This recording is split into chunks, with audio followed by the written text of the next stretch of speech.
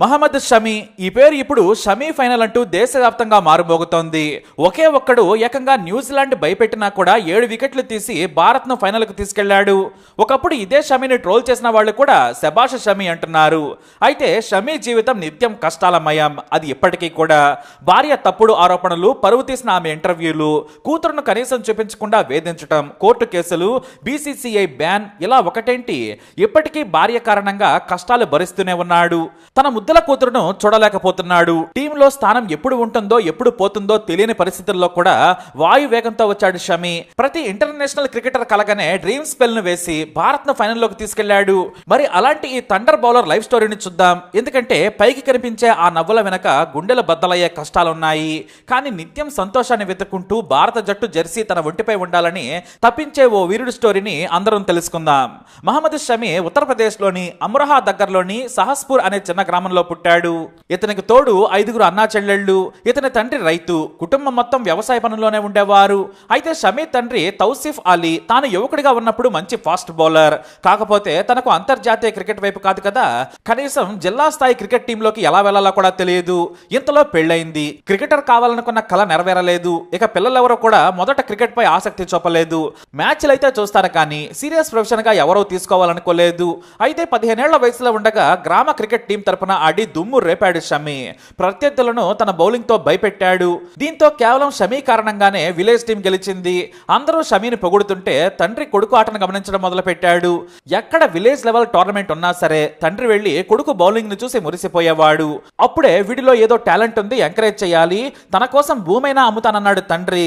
తనకు తెలిసిన వారిని అడగ్గా మొరాదాబాద్ లో బద్రుద్దీన్ సిద్దిక్ అనే క్రికెట్ కోచ్ ఉన్నాడు, అతని దగ్గర జాయిన్ చేయమని చెప్పారు.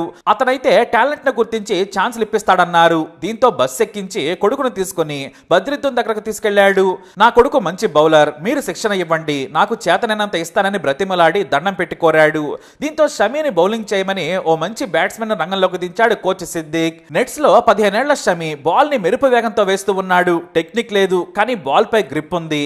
ఆ గ్రిప్ ను వాడుకోగలిగితే మంచి బౌలర్ అవుతాడనుకున్నాడు కోచ్. వెంటనే డబ్బులేమి నాకొద్దు, మీ వాడిలో మంచి టాలెంట్ ఉంది, నాకు వదిలేయమన్నాడు. కేవలం ట్రైనింగ్ కు ఉదయం 5 గంటలకు రమ్మని చెప్పి పంపించేశాడు. దీంతో తెలిసిన వారింట్లో ఉంచి అలా కోచింగ్ సెంటర్ లో జాయిన్ చేశాడు. కాకపోతే మొరాదాబాద్ లో శిక్షణ మాత్రమే ఇవ్వగలడు, అక్కడ క్రికెట్ క్లబ్ ఏమీ లేదు. కానీ షమీ టాలెంట్ చూసి కోచ్ మురిసిపోయాడు. దాదాపు 6 నెలల పాటు షమీని రోజుకు 10 గంటలు నెట్ బౌలింగ్ చేయించేవాడు.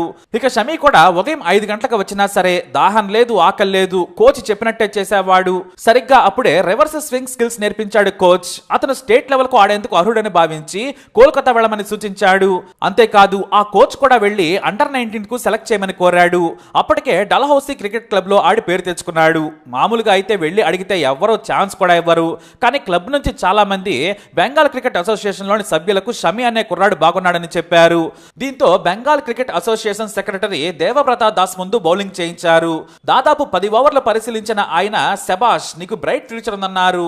దీంతో తన సొంత క్లబ్ కు ఆహ్వానించారు. ఆయన కోల్కతాలోనే ఉండమని కూడా కోరారు. సరేనన్న షమీ ఓ చిన్న గదిని అద్దెకు తీసుకున్నాడు. అది కూడా క్లబ్ పక్కనే. క్లబ్ తరపున ఆడుతూ షమీ అందరి దృష్టిని ఆకర్షించాడు. కానీ లాభమే లేదు. వయసు పెరుగుతుంది కానీ రాష్ట్ర స్థాయి టీంలో కూడా ఛాన్సే రావడం లేదు. అండర్ 22 టీంలో చివరకు బెంగాల్ సెలెక్టర్ సంబారన్ బెనర్జీ ఒత్తిడితో అతనికి ఛాన్స్ దక్కింది. మంచి టాలెంట్ ను తొక్కేయొద్దు, ఆ పిల్లాడికి తినడానికి తిండి లేకున్నా కూడా కష్టపడుతున్నాడు, అతనిలో మంచి టాలెంట్ ఉందని పట్టుబట్టి మరి బెంగాల్ అండర్ 22 టీంలో ఎంపిక చేశారు. ఆ మ్యాచ్ లో దుమ్ము రేపాడు షమీ. ఆ తర్వాత మెహన్ క్రికెట్ క్లబ్ వాళ్ళు షమీని తీసుకున్నారు. అప్పుడే నెట్స్ లో ఉదయం గంగూలీ ప్రాక్టీస్ కి వచ్చిన సమయంలో షమీ బౌలింగ్ చేసేవాడు. గంగూలీ ఓపిక ఉన్నంత వరకు రివర్స్ స్వింగ్ చేస్తూ పరీక్ష పెట్టాడు. అరే భలే వేస్తున్నాడే అని మురిసిపోయి రోజు షమీని పిలిపించుకునేవాడు. అంతేకాదు షమీని ఎంపిక చేయమని స్టేట్ సెలెక్టర్స్ కు కూడా సిఫార్సు చేశాడు గంగూలీ. దీంతో 2010లో మొదటిసారి రంజీ టీంలో చోటు దక్కింది. మొదటి 20 మ్యాచ్ లో 4 వికెట్లు తీశాడు. ఆ తర్వాత దులీప్ ట్రోఫీతో ఎరగదీశాడు. ఇక ఏకంగా ఐపీఎల్ కు మంచి ప్రాబబుల్ ప్లేయర్ అని దేశవ్యాప్తంగా ఉన్న అన్ని ఐపీఎల్ టీంల యజమానులకు కూడా షమీ పేరు తెలిసిపోయింది. అప్పుడే ఇండియా వెస్టిండీస్ టూర్ కి ఎంపికయ్యాడు. అప్పటికి ఖరీదైన షూస్ లేవు, బట్టలు లేవు. అయినా కూడా కోచ్ లాల్ చంద్ రాజ్పుత్ ప్రోత్సాహంతో కన్సిస్టెంట్ బౌలింగ్ తో ఆకట్టుకున్నాడు షమీ. అయితే అలా బౌలింగ్ చేస్తున్న సమయంలో ఫటాఫట్ వికెట్లు కోల్పోయిన సమయంలో కూడా 10వ స్థానంలో వచ్చేవాడు షమి. ఇక ఆ సిరీస్ లో వెస్టిండీస్ బౌలర్లు నిప్పులు కురిపిస్తూ ఉన్నారు. గ్రీజ్ లో చటేశ్వర పుజారా ఉన్నాడు. 3వ నంబర్ బ్యాట్స్మెన్ గా పుజారా, 10వ నంబర్ ప్లేయర్ గా షమి ఆడారు. అప్పుడు షమి 27 పరుగులు చేసి నాట్అవుట్ గా నిలిచి పుజారాకు అండగా నిలబడి మ్యాచ్ ని గెలిపించాడు. దీంతో రాజ్పుత్ మురిసిపోయాడు. ఆ తర్వాత న్యూజిలాండ్ కు ఇండియా ఏ టీంకి ఎంపికయ్యాడు. అయితే 2012 రంజీ ట్రోఫీ జీవితాన్ని మార్చేసింది. మధ్యప్రదేశ్ టీం మీద ఏకంగా 7 వికెట్లు తీశాడు. అందులో హ్యాట్రిక్ కూడా ఉంది. ఆ తర్వాత అదే ఈడెన్ గార్డెన్స్ లో హైదరాబాద్ బ్యాట్స్మెన్ వణికించి 4 వికెట్లు తీశాడు. దీంతో బీసీసీఐ దృష్టిలో పడడంతో ఫిట్నెస్ పెంచుకోమని బీసీసీఐ సలహా ఇచ్చింది. అంతేకాదు ఏకంగా 2013లో తన హోమ్ గ్రౌండ్ ఈడెన్ గార్డెన్స్ లో వెస్టిండీస్ తో మ్యాచ్ ఎంపిక చేశారు బీసీసీఐ సెలెక్టర్లు. అప్పుడు గంగూలీ కూడా షమి ఉండాల్సిందేనని పట్టుబట్టారు. అలా అంతర్జాతీయ కెరీర్ ఊపందుకుంది. ఆ తర్వాత పాకిస్తాన్తో మ్యాచ్లో వన్డే టీంకు ఆడాడు. 2014లో పాకిస్తాన్ మ్యాచ్తోనే T20 కూడా ఆడాడు షమి. నాటి నుంచి ఇండియా టీంలో పర్మనెంట్ ప్లేస్ సాధించేశాడు. కానీ భువనేశ్వర్ ఉమేష్ యాదవ్తో కలిసి ఆడిన బుమ్రా వచ్చాక టీంలోకి వస్తూ వెళుతూ ఉన్నాడు. ఎందుకంటే ఆటలో కసి ఉన్నా కూడా భార్య హసీన్ జహాన్ రూపంలో అతనికి కష్టాలు మొదలయ్యాయి. Mohammed Shami Hasin Jahan the beautiful love story అని చెప్పాలి. కానీ అది కొంతవరకే. హసీన్ జహాన్ 2012లో కోల్కతా నైట్ రైడర్స్ కి చీర్ లీడర్. అప్పుడు ఆ టీంకు ఆడుతున్న షమిని సెల్ఫీ పేరుతో వచ్చి పరిచయం పెంచుకుంది. పైగా మతం కూడా ఒకటే. ఆమె మాట నడత నచ్చి ఇష్టపడ్డాడు షమి. చీర్ లీడర్ గా ఉన్నా కూడా షమితో స్నేహం ఆమెకు నచ్చింది. అంతకుముందు ఆమె మోడలింగ్ కూడా చేసింది. చిన్నగా షమితో మాట్లాడటం మొదలు పెట్టింది. అలా మాట్లాడగానే ప్రేమలో పడిపోయాడు షమి.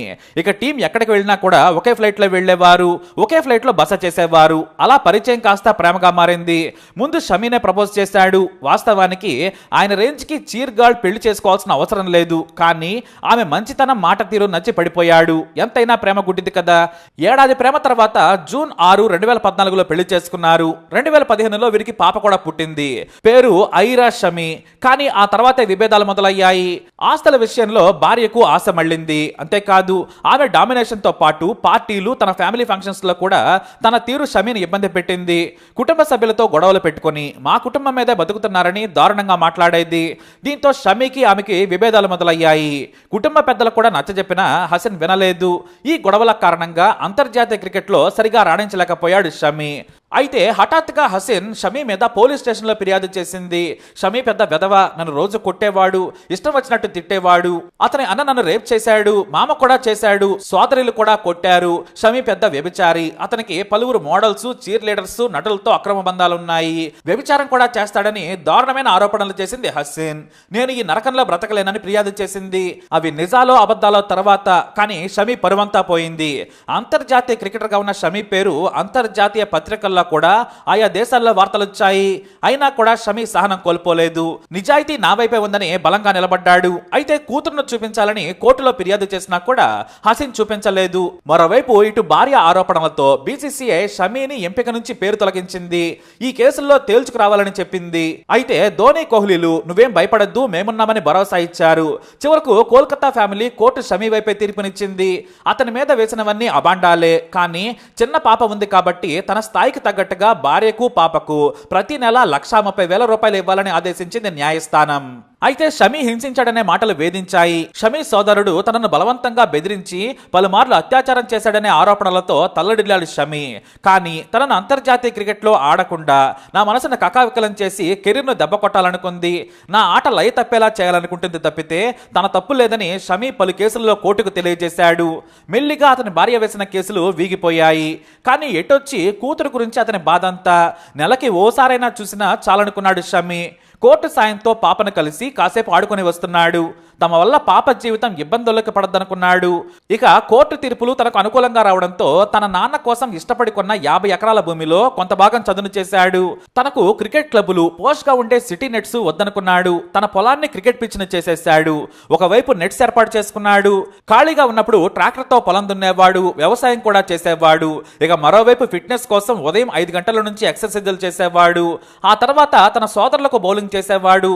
గంటల కొద్దీ ప్రాక్టీస్ చేసేవాడు షమి. మధ్యాహ్నం కూడా పొలంలో చెట్టు కింద పడుకునేవాడు. ఆ తర్వాత సాయంత్రం మళ్ళీ ప్రాక్టీస్. అలా కష్టపడి దేశవాళీ టీంలో ఆడుతూ సత్తా చాటి మరోసారి టీంలోకి వచ్చాడు షమి.